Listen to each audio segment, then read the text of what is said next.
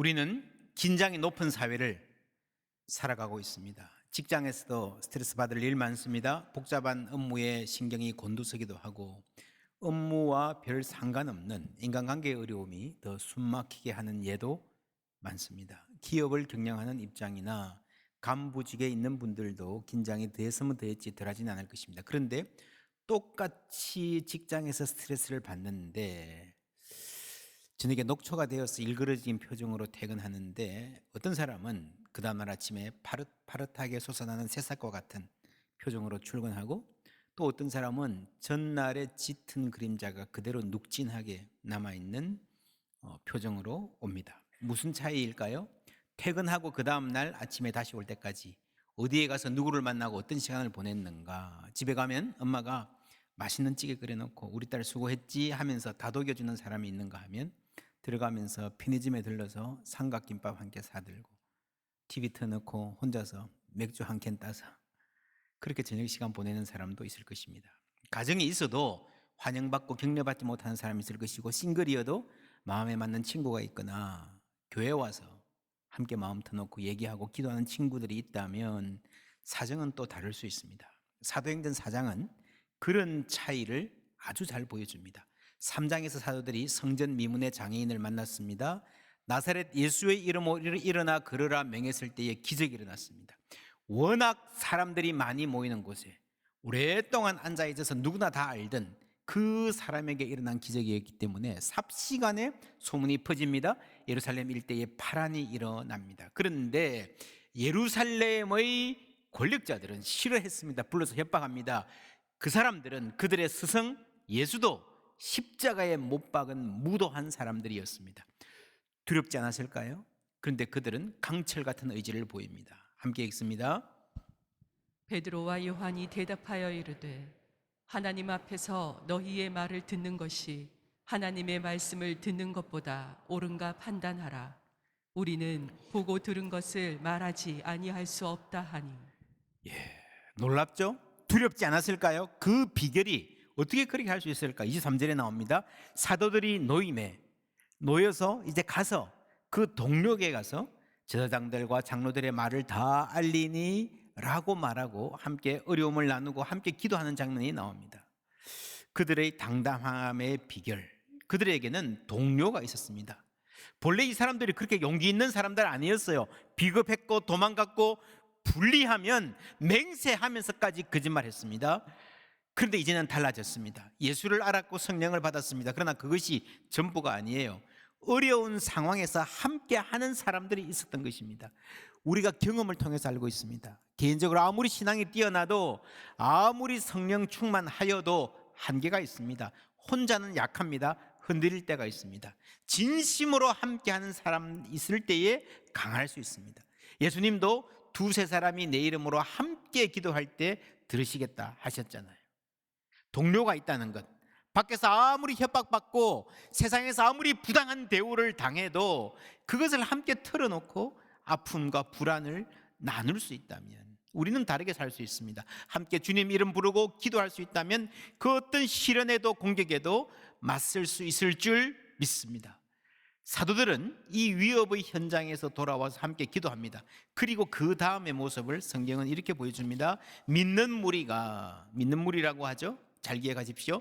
한 마음과 한 뜻이 되어 모든 물건을 서로 통용하고 자기 재물을 조금이라도 자기 것이라 하는 이가 하나도 없도다. 2장에도 조금 더 구체적으로 이런 장면이 나왔었습니다. 믿는 사람이라고 시작합니다. 함께 읽습니다.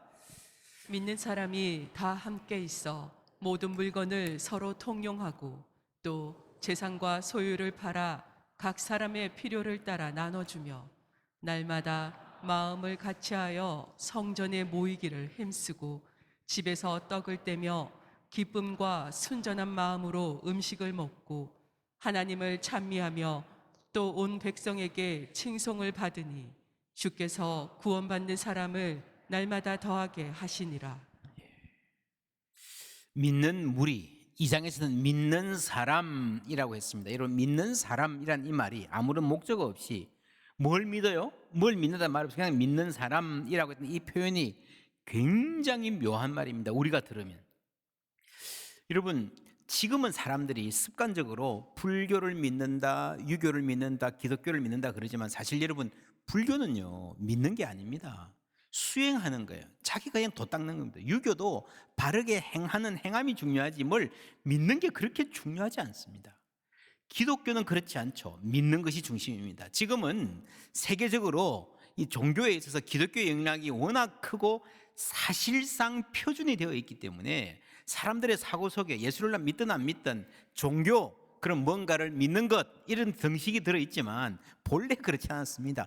불교도 유교도 믿음이 그렇게 중요하지 않고요. 예수님 시대의 로마의 많은 종교도 믿음 생소한 개념이었어요. 그러나 그리스도인들은 믿는 사람들입니다. 정확히 말하면 기독교를 믿는다가 아니고 예수를 믿는 겁니다. 하나님을 믿는 겁니다.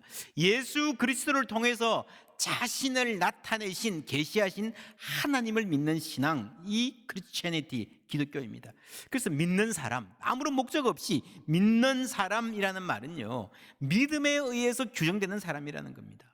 여러분, 사람이 믿음이 있으면 다르게 삽니다. 이것은요 무게중심이 나에게서 하나님에게로 옮겨가는 것입니다. 내 중심의 삶, 내가 나를 위해 삽니다. 내가 나를 증명해야 됩니다. 내가 나를 책임지는 삶, 그게 아니라 여호와는 나의 목자시니 라고 하는 주님이 책임지는 삶이 되는 겁니다. 내 뜻을 이루는 삶이 아니라 주님의 뜻을 따르는 사람이 되는 겁니다. 내 중심이 아니기 때문에, 하나님 중심이기 때문에 여기서 내가 인간의 자기 중심성을 탈피할 수 있는 엄청난 가능성이 생깁니다. 여러분, 예나 지금이나 인간 사회의 가장 큰 고통은 자기 중심성입니다. 여러분, 인간성이 본래 자기 중심적이지만 현대 사회는, 지금의 한국 사회는 정말 이게 극단적이 되어 있습니다. 각자 도생의 사회, 알아서 자기 것 챙기고 자기가 자기 것 먹고 살아야 되는 시대가 되었다 그러죠. 언제부터 이렇게 되었을까요? 인정사장 봐주다가는 내가 죽게 생겼다, 이런 사회적 분위기. 각자 도생이 아니고 각자 도망, 많은 길로 가고 있습니다. 여러분, 어른들이 그렇게 하면요 얼마 안 가서 자녀들도 따라합니다. 지금은 청소년들의 분위기도 이렇게 된 것 같아요. 친구가 사라지고 경쟁자만 있습니다. 꿈이 무엇이냐 묻던 자리를 내신 몇 등급이냐 하는 물음이 차지하고 말았습니다. 이 삭막한 사회, 소망 없는 사회에 대한 해결책을 우리는 사도행전에서 찾습니다. 어떻게 해야 됩니까? 2장 46절 함께 읽습니다. 날마다 마음을 같이하여 성전에 모이기를 힘쓰고 집에서 떡을 떼며 기쁨과 순전한 마음으로 음식을 먹고. 어려운 거 아닙니다. 모여서 함께 밥 먹는 것, 그렇죠? 집에서 날마다 마음을 같이하여 떡을 떼고 기쁨과 순전한 마음으로 음식을 먹고 삶을 나누는 거예요. 말씀을 중심으로 삶을 나누는 겁니다. 지금 여러분, 한국의 출생률이 한국 사회 큰 문제잖아요, 이거죠. 최근에 이런 보도 보셨습니까? 지금 우크라이나 전쟁 중이라고 세계가 다 불쌍해가 얘기하는데요, 한국의 출생률이 우크라이나보다, 전쟁 중인 나라보다 더 낮대요. 정말 심각한 거죠. 어떻게 해야 되겠습니까? 애 낳으면 돈 준다, 애 봐준다. 지금 심지어 외국에서 값싼 도우미 데리고 와가지고 보모로 수입하겠다. 그게 얼마나 도움 될지 모르겠습니다. 여러분, 근본적인 문제는요, 이 부모들이 행복해야 돼요. 안정되어 있어야 됩니다. 근데 이 사회 자체가 갈수록 불안도가 높아지기 때문에 여러분, 출생률 자체만 가지고 아무리 붙잡고 해도 한계가 있다는 거죠. 어떻게 하면 한국 사회가 좀 더 사람들이 건강해지고 행복해질 수 있을까? 근본적인 고민을 해야 됩니다. 또 하나, 지금 한국 사회가 출생률과 함께 건강하지 못하고 그리 행복하지 못하다는 사인은요, 중독입니다. 중독. 마약 요즘 늘어난다 그러는데 뿐만 아니라 각종 중독이 얼마나 심각해지는지 모릅니다. 여러분, 어떤 사람이 중독에 잘 걸립니까? 같이 술을 마시는데 어떤 사람은 알코올 중독에서 헤어나오지를 못합니다. 같이 도박을 하는데 어떤 사람은 폐가 망신할 정도로 허우적거리고 빠져듭니다. 중독에서 빠져나오는 것은 대단히 어렵다, 우리가 잘 알고 있습니다. 그리고 중독을 연구한 분들에 따르면요, 하나의 중독에서 빠져나오더라도 쉽게 다른 중독에 빠지는 경우가 허다하다는 거예요. 예를 들면 도박 중독돼 가지고 겨우겨우 빠져나왔습니다. 그 조금 있다 보니까 음란물 중독, 섹스 중독, 어떤 사람은 습식 장애, 컴퓨터, 게임 중독, 마약 중독까지. 왜 그럴까? 왜 어떤 사람은 이 중독에 유독 약할까? 애착 관계 형성에 실패한 경우, 어릴 때부터. 그리고 자라고 나서도 이 친밀한 관계를 갖지 못한 사람들이 그 안에서 가장 큰 유형을 차지합니다. 외로운 사람들이죠. 그래서 여러분, 함께 밥 먹는 사람, 요즘 어떻게 지내는지 물어봐 주는 사람, 내가 기도해 줄게 격려해 주는 사람만 있어도면요, 우리는 훨씬 더 건강하게 살 수 있고 우리 사회의 많은 문제가 해결될 것입니다. 여러분, 우리 사회의 경제가 외형은 커졌으나 물질적으로 좀 풍요해졌으나 속으로는 무척 아픈 사회가 되었습니다. 사도행전에도 비슷한 여러분 이 맥락이 나옵니다. 사도행전 2장에 공동체가 서로 나눔의 행동에 대해서 나왔잖아요. 그죠? 4장에 이게 다시 나와요. 이 성경을 보시면 비슷한 게, 이 사이에 뭐가 나오는가 하면은 3장에 성전 미문의 아름다운 문이죠. 아름다워야 할 성전이죠. 아름다워야 할 예루살렘 도시죠. 그런 세상, 혹은 아름다워야 할 가정. 그런데 그 안에 아픔이 있어요. 사도가 와서 병자를 고쳐줍니다. 착한 일을 행했습니다.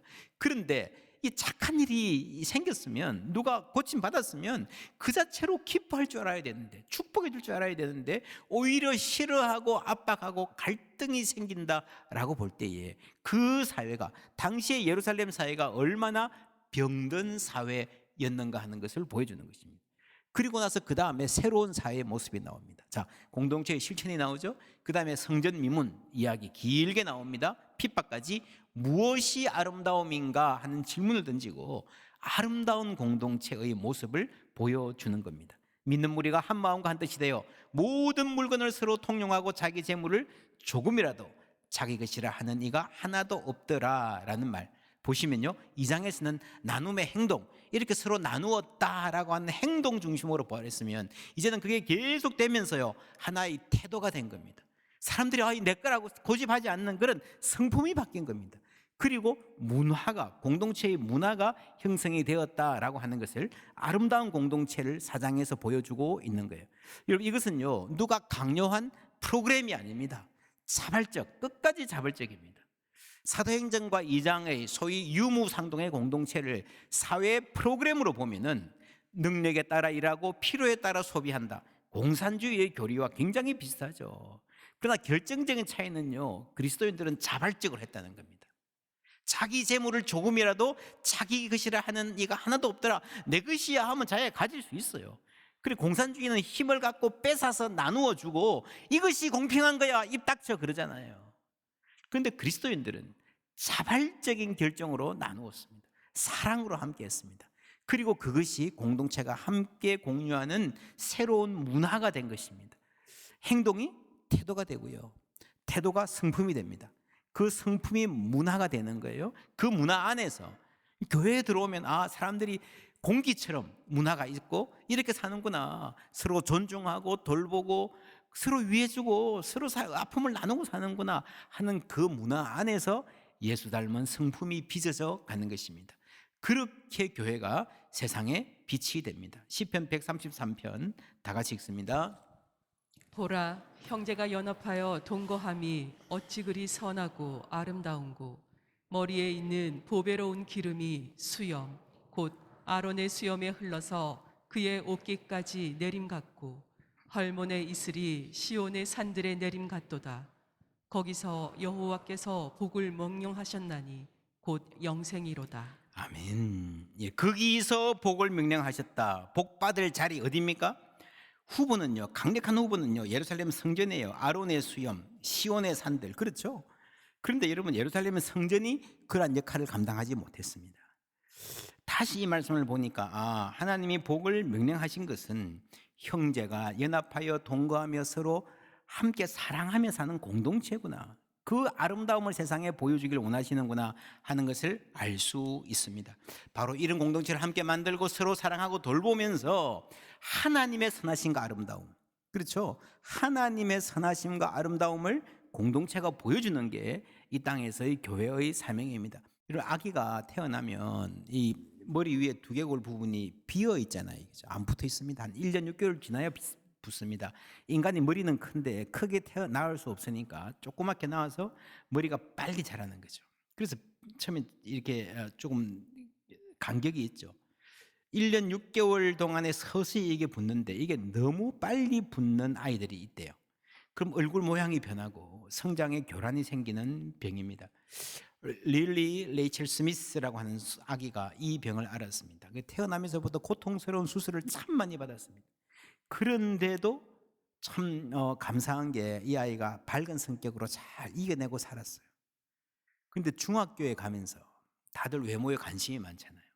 초등학교보다 인간관계가 막 리듬이 빠르잖아요. 이게 적응이 안 됩니다. 내가 너무 초라하다 느껴지는 거예요. 공부할 때는 괜찮아요. 앉아있으면 되니까. 점심시간이 문제입니다. 같이 밥 먹을 사람이 없어요. 밥 먹고 나고 막 수다 떠는 시간이 중학교에 진짜 행복한 시간인데 같이 앉아서 얘기할 친구가 없어요. 그 시간이 너무 힘든 거예요. 그래서 화장실로 가가지고 화장실에 앉아서 엄마하고 통화하면서 매일 시간을 보냅니다. 그럼에도 이 아이에게, 릴리에게 불쌍한 사람들을 보면 돕고 싶은 마음이 좀 생겼어요. 조금 돕다 보니까 이게 어떻게 잘 되고 유명해졌습니다. 가정폭력의 피해자를 돕는 일, 사창가에 있다가 사회로 복귀하고 싶은 사람들을 돕는 운동을 함께 열심히 했습니다. 그러다 보니 좀 유명해지고 영향력이 생기고 친구들도 많이 생겼습니다. 클린턴 대통령과 찍은 사진 신문에 나기도 했죠. 근데 안타깝게도 15살 되던 해에 밤에 자다가 숨을 거둡니다.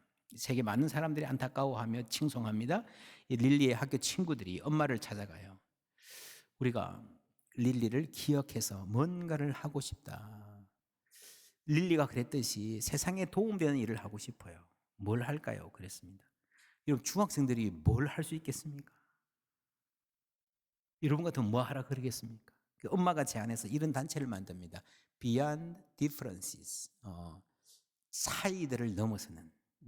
그래서 이 단체가 한 일들 중에 하나가, 여러분, 이거는 인스타에 나온 겁니다. No one is alone day. 아무도 혼자 점심시간에 앉아서 먹지 않는 날을 2월 며칠 날 발렌타인 근처에 정해가지고요, 해마다 이걸 하고 있습니다. 지금은 미국의 50개 주에서 참여하는 꽤 큰 운동으로 번져가고 있습니다. 여러분, 놀랍지 않습니까? 작은 일 같지만 여러분, 우리 그리스도인들이 학교에서, 사회에서, 이웃관계에서 이런 마음으로 살 수 있다면 우리 사회에 희망을 심을 수 있는 여지가 정말 많이 있다 싶어요. 아무도 혼자 먹지 않는 날, 우리 교회가 그런 말 자주 하지 않습니까? 아무도 혼자 울지 않는 교회. 여러분, 그러면서요, 사람들의 생각이 바뀌고 태도가 바뀌고 문화가 바뀌는 겁니다. 무엇보다 자신을 돌볼 줄 아는 그런 사람이 이웃을 돌볼 수 있어요. 오늘 말씀에 이 돌봄의 모델이 되는 사람이 한 분 나옵니다. 36절 7절 함께 읽습니다. 구브로에서 난 레위족 사람이 있으니 이름은 요셉이라. 사도들이 일컬어 바나바라. 번역하면 위로의 아들이라 하니 그가 밭이 있음에 팔아 그 값을 가지고 사도들의 발 앞에 두니라. 예, 이분이 본래 이름은 요셉이었습니다. 근데 사도들이 보니까요, 이분은 정말 위로의 사람, 미스터 위로야, 미스터 위로. 사람들 이 사람만 만나면 용기를 얻고 힘을 얻고 생기를 얻고, 그래서 아예 이름을 바꿔버렸어요. 바나바, 위로의 아들. 사도행전 2장에 나눔과 돌봄의 활동이 나왔습니다. 교회가 이거 하는 거예요. 다양한 프로그램 합니다. 어디 찾아가자, 뭘 하자 하는 게 다 활동이죠. 이게 중요합니다. 근데 거기서 끝나면 안 되고요, 교회에서 어려운 사람 돕고 함께 나누고 돌보다 보면 민감성이 생겨요. 예전에는 그냥 사느라고 바빠서 주위에 누가 아픈지, 누가 외로운지, 누가 죽어가는지 전혀 눈에 보이지도 않던 사람이 눈에 보이기 시작하는 거예요. 그게 여러분 선교적인 민감성입니다. 기억하시죠? 베드로와 요한이 성전 미문의 장애인에 올라가다가 주목했다. 동전 하나 주고 가는 게 아니고 주목하는 게 중요해요. 주목하는 게. 이 사람들이 옛날에는 그런 사람들은 아니었거든요. 자기 중심적인 사람이었거든요. 근데 타인의 아픔에 주목하는 민감성이 생깁니다. 그리고 반응하고 기도하는 겁니다. 그리고 내가 할 수 있는 만큼 도와주면 됩니다. 내게 있는 것으로 내게 주노니 없는 거 도와줄 수 없습니다. 그렇죠? 그러면서 계속 그렇게 반응하다 보면 성품이 바뀌어요. 돌봄의 성품이 개발됩니다. 그렇게 함께 성품이 바뀌어가면서 교회 안에 돌봄의 문화가 형성이 됩니다. 그러면서 교회가 세상의 빛이 되는 겁니다. 오늘 말씀에 바나바가 상당히 주목을 받는 장면이 나옵니다. 그냥 공동체 이야기를 쭉 하다가 한 사람이 이렇게 주목받는 게 약간 의외입니다. 다음 주에 보시겠지만 한 사람이 너무 주목을 받는 게 약간의 부작용도 있습니다. 그럼에도 불구하고 이 바나바가 강조되는 이유 많이 있습니다. 가장 중요한 게요, 여러분, 기독교 역사상 가장 위대한 선교사가 바울 아닙니까? 그런데 이 바울이라는 사람에게 결정적인 약점이 있었어요. 자기 확신에 사로잡혀서 그쪽으로 너무 가버렸습니다. 너무 잔인무도한 나쁜 짓을 많이 했어요. 교회에 들어올 수가 없습니다. 하나님 보시기에 너무 뛰어나고 차질이 아까운 사람인데, 열정 있는 사람인데 이제 시켜주면 잘할 텐데 사람들이 마음을 열지 않아요. 저 사람 위험한 사람인데. 다들 그럴 때에 그때 손을 잡아주는 사람이 있었습니다. 바나바였습니다. 그럼 바나바가 아니었으면 바울이 교회에 들어올 수 있었을까? 바울이 없었다면 초대교회 선교에 얼마나 손해가 많았을까? 여러분, 바나바가 이렇게 공동체 내에 인정을 받고 존경받는 어른으로 서 있었기 때문에 바울이 바울 될 수 있었던 것입니다. 다들 위험하다, 저 사람 안 됩니다 그러는데 마음을 열고 손을 잡아준 한 사람, 그 사람이 바나바예요. 그렇죠? 이렇게 보면요, 여러분, 돌봄의 성품, 위로하는 성품, 이 안에 세계 선교의 비전이 들어있습니다. 우리가 선교는요, 프로그램으로 자꾸 생각하는데, 돈으로 자꾸 생각하는데, 돈 들여서만 한다고 되는 거, 그거 여러분 굉장히 작은 겁니다. 결국엔 하나님 우리 성품을 바꾸시면서 그 성품을 통해서 선교하시는 거예요. 바나바의 돌보는 성품을 통해서 새로운 선교의 역사가 준비되는 것입니다. 그렇죠? 마음을 열고 누군가에게 손을 잡아주는 사람, 곁을 내주는 사람, 그런 성품. 본래 여러분, 유대인들은요, 이방인을 사람으로 여기지도 않았습니다. 완전히 다른 세계. 그런데 이런 열린 마음을 가진 사람들이 그 세계로 나가는 역할을 감당했던 것입니다. 내가 언젠가 은혜 받아서 저 멀리 해외 선교 가리라, 그것도 좋지만 우리의 생활에서 할 수 있는 만큼 한 발이라도 밖으로 나가서 선교하는, 그래서 우리 교회가 서로 사랑하는 교회, 그러면서 담장을 넘어 내 개인적인 한계, 내 개인적인 기도 제목을 넘어서 가는 교회가 되어야 됩니다. 더 깊이 복음 안으로 들어가고 더 멀리 세상 속으로 가면서 사도행전을 책에서만 보는 것이 아니라 우리 삶으로, 사도행전에 역사하시는 하나님이 우리가 나갈 때에, 우리가 말씀 들고 나갈 때에 함께 하시는구나 하는 그런 은혜를 누리게 될 줄 믿습니다. 이러한 활동을 통해서 우리의 성품과 문화가 바뀌는 거예요. 우리만 위한 교회가 아니라 이웃을 향해 마음을 여는 사람이 되고 세계를 향해 선교할 교회가 되어 가는 겁니다. 그리고 우리의 기도가 좀 넓혀지면 좋겠습니다. 늘 그냥 내 기도, 내 자식들, 우리 사업, 많아봐야 우리 교회, 이걸 좀 벗어나서 이웃 교회들, 한국 교회들, 세계에서 아프고 눈물 흘리는 사람들을 위해서 기도하는 교회, 그러한 성도 되기를 축복합니다. 지금 세계에서 가장 아픈 곳이 어딜까? 여러분, 단연 북한입니다. 북한 동포들만큼 고통받고 있는 사람들이 없습니다. 여러분, 그래서 지금은요, 세계 곳곳에서, 유럽과 남미와 곳곳에서 정말 하나님 은혜 주셔서 많은 외국인들이, 한국하고 전혀 관계없는 분들이요, 한국을 위해서 기도하고 젊은이들이 북한에 들어가서 전도하겠다 헌신하고 하는 분들이 얼마나 많이 생기고 있는지 모릅니다. 정말 놀라운 일입니다. 하나님이 북한을 위해서도 계획을 갖고 계신 줄 믿습니다. 우리도 잊어버리면 안 됩니다. 북한을 위해서 기억하고 기도해야 됩니다. 최근 들어서 북한은 통일, 남한 이런 이야기를 급격하게 잘라내고 있습니다. 우리는 어떻습니까? 한때 모일 때마다 우리의 소원은 통일, 꿈에도 소원은, 이렇게 부르던 게 이제 아득한 옛날 이야기가 되어가고 무관심해져 가고 있습니다. 여러분, 하나님께서 한국교회에 특별한 은혜를 주신 것은 북한을 위해서 기도하라고, 북한을 제대로 잘 선교하라고 주신 거라고 저는 믿습니다. 우리에게 주신 사명입니다. 세계교회가 마음을 갖고 함께 할 것입니다. 하나님의 은혜로 우리는 해방을 경험했지만 아직까지도 눌려있는, 압제에 눌려있는 백성들 위해서 기도하고, 이 세상에 어디든지 하나님이 살아계신 곳에, 하나님의 복음이 들어가는 곳에 희망이 있습니다 하는 고백으로 우리가 선교적 삶 함께 살아가시기를 주님의 이름으로 축원합니다.